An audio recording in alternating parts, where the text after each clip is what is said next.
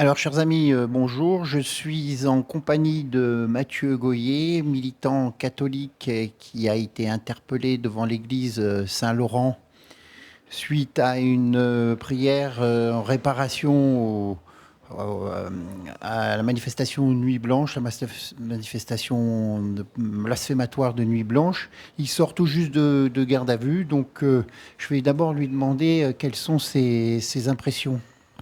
Mes impressions, c'est que je suis content d'avoir fait ça. J'ai rempli mon devoir, je pense. Et puis, je pense qu'on servira de modèle pour d'autres, parce qu'il n'est pas question qu'on laisse les blasphémateurs continuer dans nos églises comme ça. Oui, cette manifestation, ces prières sur le parvis de l'église et l'arrestation a eu un retentissement au-delà de nos frontières. Donc, c'était important de se mobiliser. C'est important parce qu'on voit de plus en plus de personnes qui ne comprennent pas qu'une église n'est pas une salle de spectacle. Aujourd'hui, les gens se permettent tout. On est affaire à beaucoup de catholiques qui réagissent peu, et il était temps de dire stop au bout d'un moment. Qu'il y a plein de salles pour faire ça, et surtout que l'organisatrice derrière ça, c'est cette Barbara Butch qui avait déjà choqué les catholiques, même le monde entier, en imitant la scène pendant les Jeux Olympiques. Donc la mairie de Paris sait très bien qui finance en appelant cette personne pour placer plein soi-disant artistes dans les églises. Une dizaine d'églises parisiennes étaient concernées, et nous sommes mobilisés du coup à côté de la gare de l'Est à l'église Saint-Laurent pour essayer d'empêcher du mieux qu'on pouvait. Donc on était une cinquantaine, on a essayé de commencer notre chapelet en chantant dans l'église. La police a réussi à nous faire sortir, on est sorti parce qu'on ne voulait pas qu'il y ait de désordre dans l'église. On a continué sur le parvis, et c'est là où la bousculade a eu lieu avec la police qui a essayé de nous pousser violemment.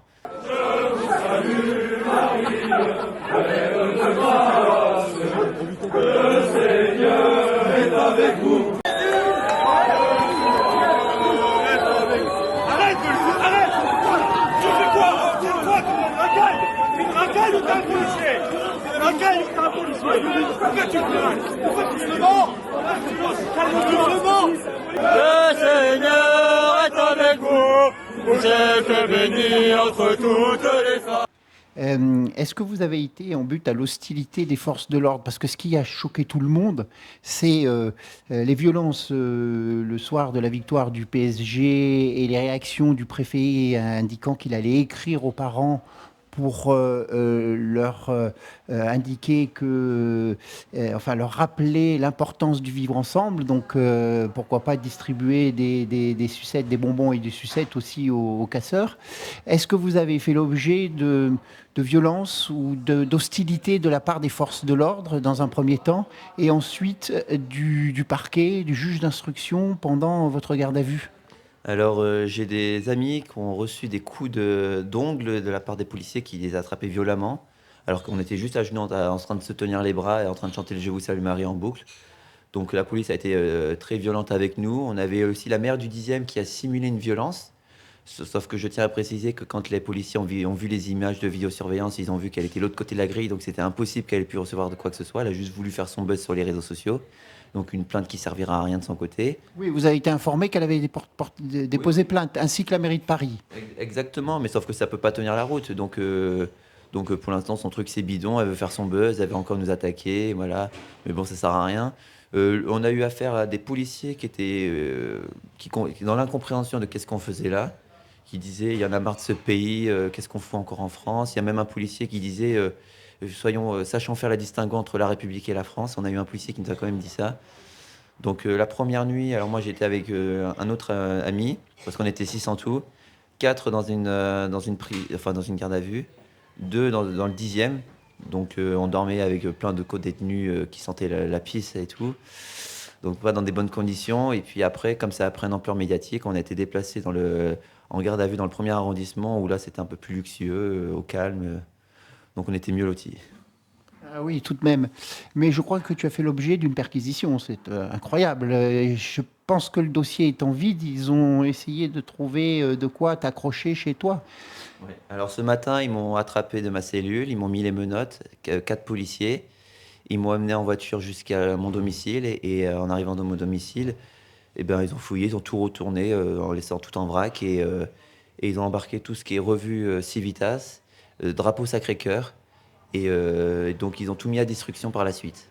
Donc voilà le résultat, on a affaire à des juges rouges qui sont sans pitié face aux catholiques, mais quand il faut s'attaquer aux racailles, ils font du zèle.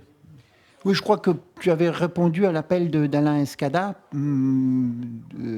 pour te rendre justement à Saint-Laurent et répondre à cette opération blasphématoire, parce que rien n'est anodin. Regardez les affiches de Nuit Blanche, c'est le 6 juin 2026, donc apparaît le 626. Certains pensent que c'est de l'art et de la culture. En fait, ces gens-là pratiquent une religion qui est le satanisme. Et à cela, il faut répondre par la prière, la Vierge Marie et le chapelet. Maître Sassi a dit que le chapelet était une arme beaucoup plus efficace que leur savoir et leur intervention juridique en tant qu'avocat. Est-ce que tu penses que le chapelet est une arme ? Le chapelet est une arme et le chapelet fait peur. Je voudrais le montrer quand même, mon chapelet, comment il a fini.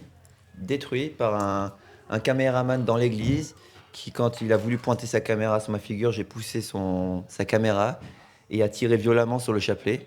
Donc aujourd'hui, on a affaire à un chapelet en 1000 morceaux où les perles se sont dispersées de partout. Donc on voit bien que ce chapelet fait peur et que d'ailleurs, si autant de policiers ont été mis en place contre nous, si on a été autant réprimandés par la presse, c'est qu'on dérange. Et tant mieux si on dérange, parce que la France est fille aînée de l'Église et ils n'ont pas leur place dans les églises. Il y a d'autres salles, il y a des gymnases, il y a des salles de concert dans Paris. Et les églises, c'est un lieu de culte et pas un lieu pour faire des spectacles. Oui, et là, tu viens juste de sortir de garde à vue. Et le premier endroit où tu vas, et c'est là où je t'ai rejoint, c'est Saint-Nicolas du Chardonnay. Quel sens ça a pour toi ? Quel sens ça a ? C'est que comme ça a eu lieu un week-end, le dimanche, j'étais en cellule au lieu d'aller à la messe. Donc ça tombe 15 jours ou 3 semaines après mon participation au pèlerinage de Chartres, où on a montré que les pèlerins, ils savent agir, ils savent être en masse quand il faut. Mais maintenant, il faut être dans l'action tous les jours. On a reçu la confirmation qui nous donne le titre de soldat du Christ. C'est par la claque qu'on le reçoit. Donc maintenant, il faut faire honneur à ce titre qu'on a reçu et agir quand il faut sur le terrain. Oui, avec toi, il y avait ce cher militant, camarade Thibaut Barge, que je tiens à saluer, qui est un homme que je respecte beaucoup. Il a été arrêté avec son fils aîné. Ça vous montre un petit peu la mesure de l'engagement. Mais je crois qu'il y avait une dame aussi. Une dame presque 60 ans qui a tenu bon jusqu'au bout, qui n'a rien lâché et qui a même dit en sortant « Bon allez, on remet ça quand ?» Donc on montre sa détermination et qui n'a pas envie de lâcher face à ces blasphémateurs. Oui, donc ça démontre que tous ceux qui disent que c'est foutu, qu'il n'y a rien à faire, moi je trouve que tout ça, ça nourrit l'espérance. On n'a encore pas dit notre dernier mot. Ouais. Et oui, tu voulais... Non, je voulais dire que c'est pas le nombre qui fera la victoire. Même avec un petit nombre, on peut agir beaucoup et faire beaucoup de bruit. Donc voilà, il ne faut pas avoir peur de te dire oui, mais on n'est pas nombreux, ça ne sert à rien. Non, la preuve en est que 600 gardes à vue fait du bruit dans toute l'Europe. C'est les minorités qui font l'histoire. Exactement, les apôtres. Les apôtres étaient 12, ils ont réussi à christianiser le monde entier, par exemple. Très bien, mais honneur à vous. Vous êtes des braves. Et malgré ton jeune âge, un ancien se permet de te féliciter et de dire que tu es un exemple et un exemple pour nous. Encore bravo. Merci, force et honneur, et on les aura.